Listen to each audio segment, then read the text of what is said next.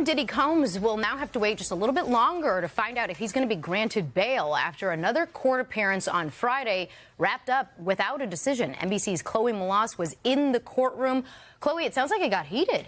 It did, and you're right. I was right in there. It lasted for a little over an hour. So the judge wants to wait until next week to render a decision as to whether or not he's going to let Combs out on bail ahead of his criminal trial here in New York in May. So he wants both sides, Combs' legal team and prosecutors, to send him a letter Monday by noon, laying out whether or not they believe Combs has broken any laws while behind bars at that Brooklyn jail, the Metropolitan Detention Center. I want to tell you what they're saying.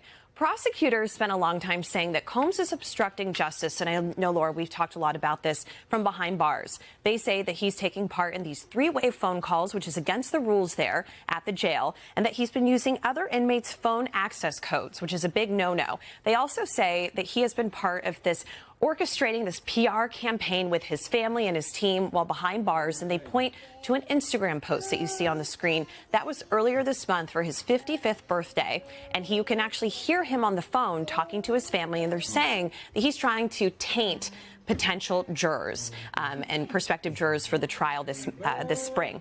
Now, I want to just point out, Combs' team says that all of this that he's doing, these are minor infractions that lots of inmates take part in behind bars. That's not enough of a reason to keep him in jail ahead of the criminal trial, and that all of the other things like the PR campaign are within his constitutional rights. Now, they also laid out a detailed plan if he were to be released, where there is a chance that the judge could rule that way. They say that Combs will live in an apartment on Manhattan's Upper East Side, have 24-hour security, 3 security guards, 2 in the apartment, 1 in the lobby, that he won't have access to a phone, the internet. He'll only talk to his attorneys and pre-approved family members on a list. And they actually say that he has more free reign in the Metropolitan Detention Center and access to cell phones and things, because there are some issues with keeping those things not in the jail at the detention center.